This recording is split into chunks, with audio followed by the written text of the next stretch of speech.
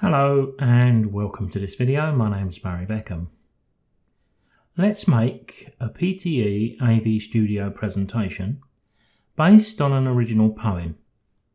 I'll link to the presentation below. If you've not seen it, take a look. It's only 3 minutes in length. Just a little news before we get started. At the time of recording this video, September 2020, a beta version of PTE AV Studio for Mac users is under test. So we should see this Mac version released pretty soon. Now, as you can see here, I'm in the main screen of PTE AV Studio, but as yet there's nothing in my project folder, which I've labelled The Sun Danced. A little background again just before we start. The poem was written by my daughter, whose passion is writing, much like mine is photography. I'll link to her website below. I'm biased of course, but take a look. So I'd like to start this project with the poem. I transferred that to my iPad and increased the font size to around 20 so I could read it from the iPad screen while recording it on my PC. Now, rather than me taking a picture of my iPad, I've just transferred the poem to Microsoft Word so you get a feel for the sort of size I'm reading from. The bigger the text, the easier it seems to be to read. That's my experience. To enable flexibility in the creation of a presentation like this, it's important to record and save every line of the poem separately. The time we're going to need between each line of the poem is going to vary, and at this stage we've got no idea by how much. So each line of the poem, being a separate sound comment, is going to allow us to move each line along the PTE AV Studio timeline independently of each other. Now I'm going to switch back to PTE AV Studio and we're going to record a couple of lines of this poem just to get us started. Now once I'm back into PTE AV Studio, as you can see, everything is still completely clear. I've got no images in my project folder, which I've called The Sun Danced, and I need to begin to record the commentary for the poem. So if we go down to the project options and click, we need to go into our audio tab and we need to go into our microphone. Now, if and when we do this and we're talking at the time, I should see a flicker of color here to show that I'm actually recording my microphone. So it's quite obvious that I'm not. If that happens to you, go to the parameters down at the bottom left and click. And here where it says record device, I just need to select my Yeti stereo microphone. And as soon as I do that, I should start to see that flickering to show me that I'm actually about to record my voice. So now I do have my iPad nicely positioned in front of me with my text. And you'll notice in the Word document a few moments ago, each line of text has a number, and that's the number I'm going to save, so I can easily refer to my written version of the poem when I'm trying to identify a section that I've recorded. So all I need to do now is to prepare myself, press the record button, and start to record the lines of the poem. The sun danced on the water in her dainty ballet shoes of light. Now once I press stop, I'm going to click browse and browse to where I'm working, which is my desktop, and the sun danced is where I'm working. I'm going to change the comment to 001 so that this matches the line of the poem that I've just read. Click OK to that and save and exit. And you'll notice straight up into the file list here, we can see that the MP3 has appeared. Now, as you can see here by the spinning round of the screen, I've removed the audio window and also the project options, and I went ahead and recorded 4 lines of this poem in exactly the same way as I've just demonstrated. So we're ready to make a start. And of course, we're going to use the lines of the poem to help us to select images. I first decided to make some adjustments to my sound recordings using Audacity. Now, that's a free sound editing program that's very popular with users of PTE AV Studio. I'll link below to the software, and I know it's very good because I've been using it for many years. Although we can do quite a bit with sound in PTE AV Studio with regard to volume or trimming the sound back, I wanted to do some other things such as noise suppression, and I also wanted to take a look at adding just a little reverb to my voice. So let me demonstrate that with one of our recorded lines of the poem. So here we can see the main screen of Audacity. I'm going to begin by importing a sound file. So if we go to File, Import, Audio, the one I want is in my folder called Sundanced. There's the 4 lines of the poem that I've recorded. I'm just going to select one of those. And there it appears. I can put my cursor in any position, and if you've got your speakers turned on, you can press play here and you can listen to what we have. Now, I've got to be a little bit careful here because I'm recording both my internal sound and my external sound via my microphone. So I'm going to have to think a little bit about how I do this. But I'm going to begin by looking at noise reduction. Most times when we're in a recording situation with a microphone, there's going to be some background noise. If you look very carefully along the start of my WAV file there, you can see there's a couple of little peaks. Well, what we can do with Audacity is sample a bit of it, and from that we can find a profile to apply to the rest of the sound file. So that's pretty easy. We just click and drag. Then we go to Effect, Noise Reduction, Get Noise Profile. There, it was as quick as that. Now I've got to select the remainder of my WAV file here, so Control A will do that. Back into the Effect, Noise Reduction, and OK. Now you may see a couple of those little blips have disappeared. Now what I've also done to my voice, because I know how my microphone works, is I tend to go to the effects here and I add a bit of bass. Now if I was recording my daughter's voice to narrate this poem, then I may choose something slightly different. But here I found that if I put 13 in the bass and apply that, that tends to make the whole thing sound a little bit better.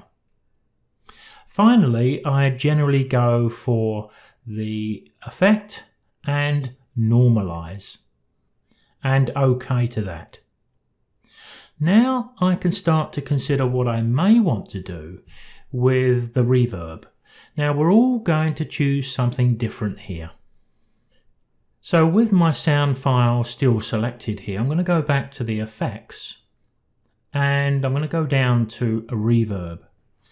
Now this is quite an interesting panel. As you can see, we've got more changes we can make here than we can shake a stick at. So there's lots of variation. We also get to preview. So I'm going to attempt this and see how it sounds. The sun danced on the water in her dainty bow. Now that's all you get with a preview, just a few seconds. But it's enough to start to make some changes here. You can either click and drag, and each time you do this, you can hit the preview and listen to what the change sounds like. Sometimes you're not going to hear a great deal of difference, so there is a degree of experimentation here. But the good thing about these sliders is that they always stay in the place you've left them. So when we come to do the number 2 line in the poem, we should be able to just come into the reverb window here and click OK. But it wouldn't hurt, would it, just to make a little note of all the settings there, just in case. Let's try one more preview and then we'll apply one. The sun danced on the water in her dainty bow. Now you see that wet gain, I think I've made it slightly worse. So maybe I'm going to bring it back to the left, and maybe I'll try just one more. You get the idea of experimentation. The sun danced on the water in her dainty bow. Now that seems to be quite crucial. So maybe the wet gain slider is the one we need to focus on by just moving this around until we get something. The sun danced on the water in her dainty bow that we feel is about right. I'm going to push that up a little bit, something like that. But I think at this stage I'll click OK and you'll see it applied to the entire waveform. Now all we've got to do is export this back into the folder where we're working. It may not be a bad idea not to overwrite the original, but to give this a slightly different name, maybe 001A. If you want to, it's not essential, but if you wanted to, you could click and drag and hit delete to remove all of these silent parts now, but it isn't essential. We can do that in PTE AV Studio. But now I could go to File, Export, either as a WAV file or an MP3. I think I'll stay with the MP3. There we are. Oh, I've gone back into the wrong place because it's going to a place where I was last working. So I need to go to my desktop. I need to go to my Sun Danced, and I need to put an A there. And now I've got my original and I've got this one nicely saved. But whatever I apply to this section of the poem, of course I've got to apply to all of the others. The next stage, of course, is to have your poem open on your iPad or on a Word document or even on a printed document, because we need to go through our finished images. That's what I did here, and pick out images which I felt were appropriate for the poem. Now the way I do that is to use collections in Adobe's Bridge. There's 1,001 different ways to do this. This is just one nice quick way if you're a Photoshop or a Bridge user. We need to create a folder.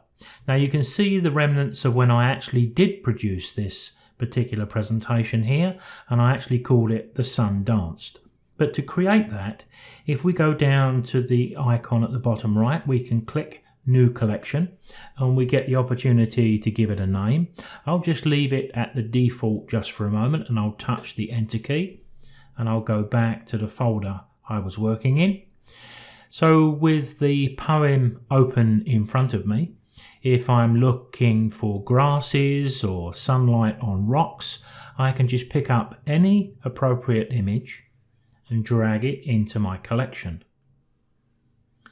It's just that simple. Now in a project like this where we're going to need 20 or 25 images, if you can select 50, 60 or even 70, all the better. Give yourself as much flexibility as you possibly can, and even then there's going to be the odd time when you'll probably come back to your finished images to select one or two more. That's what I had to do. But once you've got your collection, if you click on the collection, and my collection, as you saw, originally had 36 images, then all I've got to do is highlight those and copy them to the folder where we're working, the same folder where we've got our sound files. Now as we come back into PTE AV Studio, What I've done here is exactly what I suggested a few moments ago. I've just copied all of the images from the folder, from the collection that I made, into the folder where I'm making my slideshow. Just to keep things a bit more tidy, I've taken my 4 original recordings of the 4 first lines of the poem and dropped them into this folder, so we're only looking at the adjusted sound files. So we've got the sound files of the poem, we've got a number of images to choose from, and I've selected a little bit of backing music by Eric Mathias, and it's called Autumn Leaves. So now we can make a start. Now, one thing that I think is important to mention is that throughout the making of the presentation, which I hope you've watched by now, I haven't resized any of the images. All of these images are full-size JPEGs. Now, the image that's selected at the moment is this one here. And if you look down at the bottom left of the screen, you can see it's 7,100 pixels by 4480. When I made this presentation, it was my intention to output it or publish my show as a high resolution MP4, so I didn't feel any need to resize the images before I made a start. Now, the rest of this project is really just personal choice. A choice on the opening titles, the images used and for how long, what transitions we use, and I'm not sure you can teach that sort of thing. It's something we just have to develop ourselves. There's also the music length, the style of the music, and of course the volume, plus the timings of each of the recorded lines of the poem. This is all easier to demonstrate or do in practice than to think about in theory. Now, I find that if I just start at the beginning with the first image and the title, from there I just take it one image and poem line at a time. So at this stage I would begin by going down to my slide list at the bottom, right-clicking, and I'd insert a new blank slide. Alt-S is the shortcut. Then I would drag down the first image I want to use. Now, it helps if you can start off with an attention-grabbing image, and the colour of this one certainly does that. But not every image needs to match every line of our poem perfectly. When we start talking about grass in the poem, a grass image doesn't have to appear when I say the word grass. The project has to flow, and there's no real right or wrong way to create it. One idea is to add the music, a few images, maybe 1 or 2 lines of the poem, and see what you have. Then save it and walk away for a while. When you come back, play what you have full screen, and if it needs adjustment, you'll soon know. You can then make those adjustments. You can check the project again, do a full screen preview, maybe add 1 or 2 more images and another couple of lines of the poem. But here's a tip. Save your project file many times, but maybe just add a number after every save. So in my case here, we could use the sun danced 1, 2, 3, etc. Now the files we're saving, the project file, these are very tiny files, so we're not filling our hard drive unnecessarily, but they do give us flexibility and they help the creative process. Now, just before I leave this first slide, I'm going to go to my objects and animation screen. I would be removing the selection from this image by clicking into the grey area, and I would be creating my title. I'm not going to go through the process. We just overtype the text on the right hand side, and everything else we can see here is pretty standard to most programs. Font name, style, colour, drop shadows, that sort of thing. There you can see what I decided. I've just moved the title up to the top left and typed it, of course, and the font style is Bradley Hand. Again, I've chosen black to make it stand out nice and bold, but I'm not sure exactly where and when I want the title to appear until I get some music in place and maybe the first line of the poem. I'm not entirely sure. So let's return to the timeline this time and we'll proceed from that point. So I'll close down the objects and animation screen. We'll return to the slide list here. But now I want to jump to the timeline. Bottom right corner for that, or F6 if you can remember that shortcut, which is very useful. Now here we can see the same thumbnails but in a slightly different way. And we can also see the transition length, and you can see it's there as 2 seconds. On the first blank I don't need that, so I'm going to get rid of that. I'm going to move this image up a little bit. I just want a few seconds of the blank before my image appears on screen. So what I really need to do is to make my decisions on when the background soundtrack is going to come in, and I think I'd like that beginning as the first image appears, the coloured one here. So I can drag this down and I can position that exactly where I need it. Now we need to try this a couple of times. Just put your cursor there, press play, just look and listen to make sure you get that correct. But I know from experience that the sound volume here is probably going to be a bit too loud. So I dropped it down straight away and I just fine-tune that over the time I'm making the presentation, because it's very easy to adjust with one of these audio key points. And they're created just by clicking on the orange line as you saw. Now, when I said a few seconds ago that I couldn't quite tell when the Sundanced title needs to appear on screen, I suppose we could make a reasonably calculated guess at this. We know the image is going to take 2 seconds to appear on screen.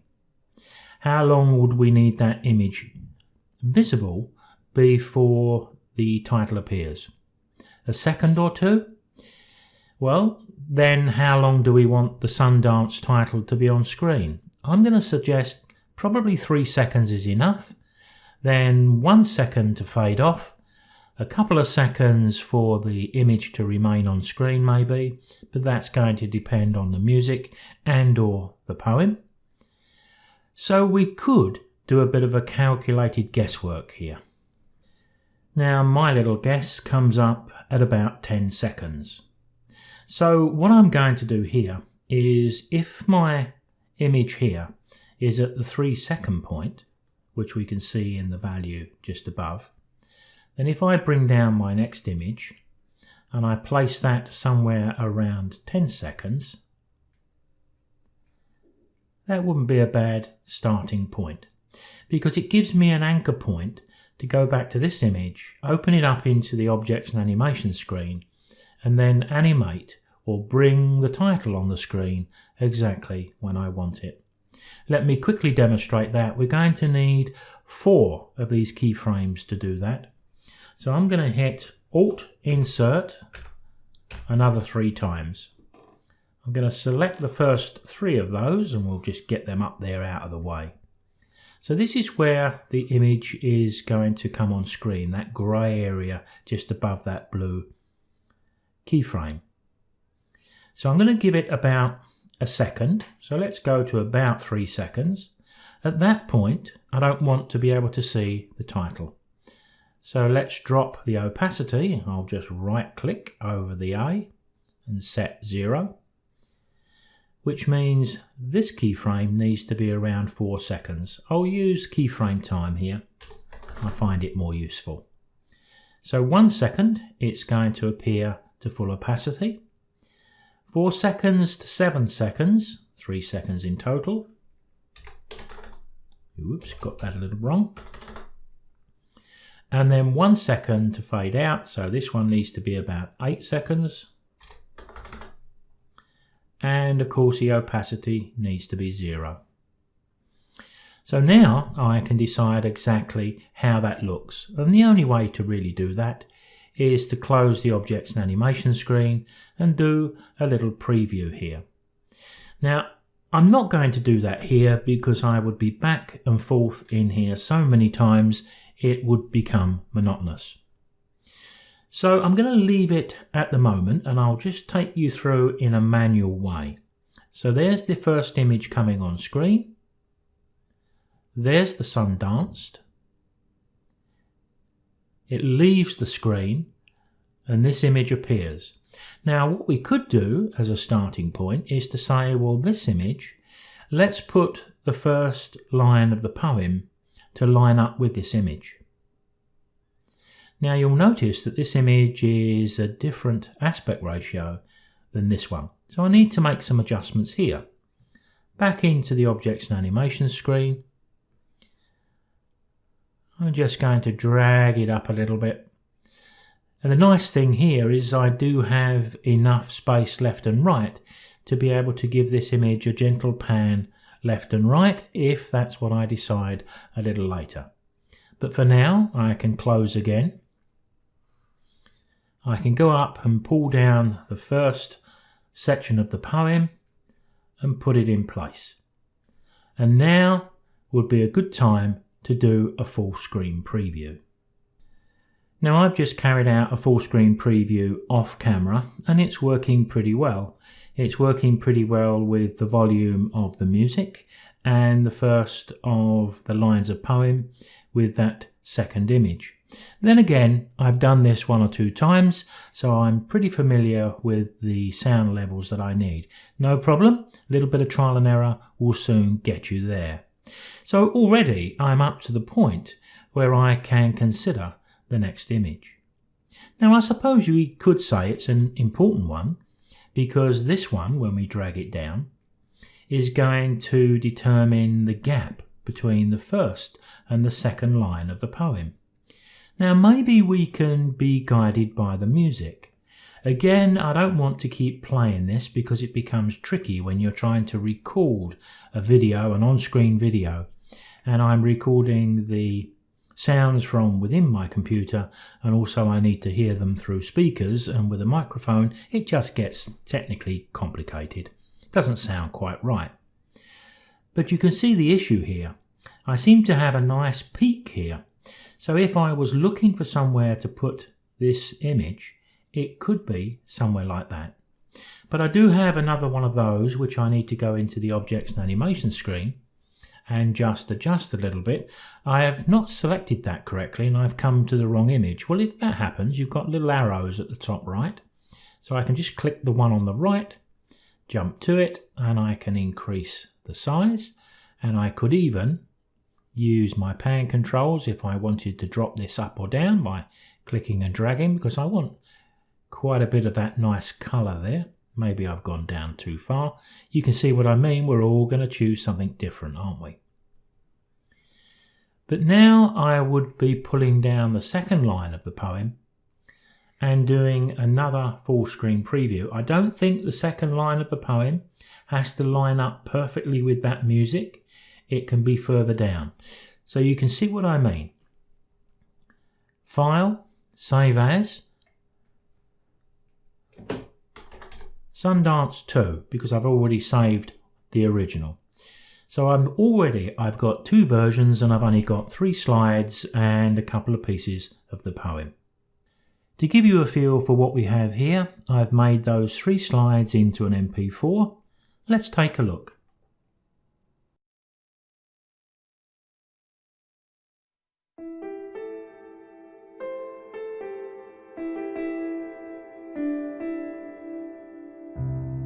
The sun danced on the water in her dainty ballet shoes of light.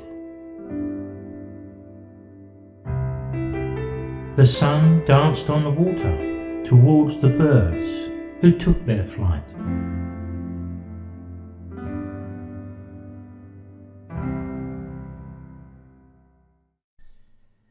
Now I hope you'll agree that was a promising start, and if I walked away at this point and come back a little bit later, I could review that make any slight changes that I saw in the first run, and then move on with a few more images, remembering to save the project file differently each time. And here's a couple of tips to help your workflow. PTE AV Studio allows us to select a slide, and as you can see I've got my first slide selected. If I highlight that slide, drop down to one of the sound files, and I've picked my soundtrack here, Autumn Leaves. If I right click that, I can link that audio clip to slide 2. Now that means if I move this slide at all, the sound goes with it. Now it wouldn't be a bad idea to do that with each of the slides that contain a line of the poem.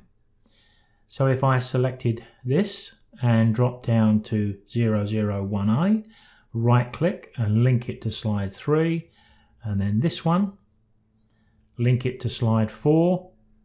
It's counting this as slide 4 because of course it counts the blank. But of course the benefit here is if I move anything, then the soundtrack and the poem recordings go with the images. Very, very convenient.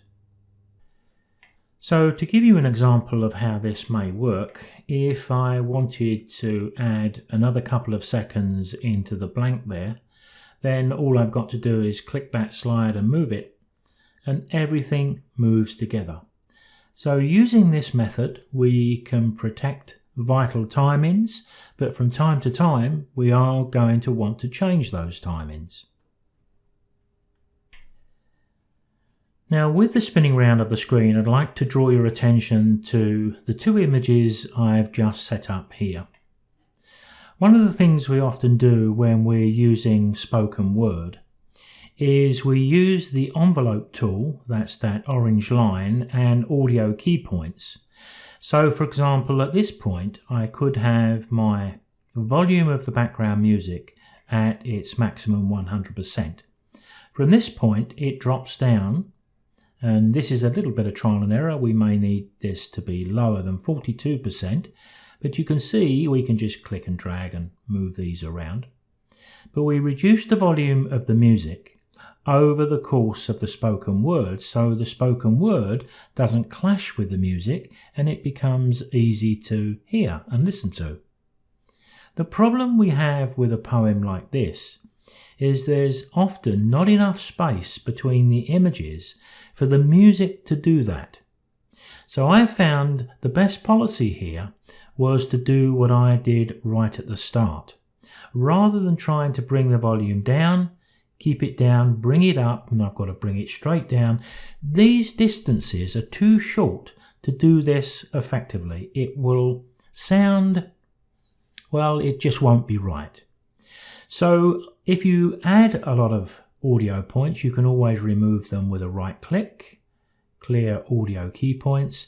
So what I did originally by just clicking once and dragging down the volume of the music works much, much better in this scenario, in my view of course.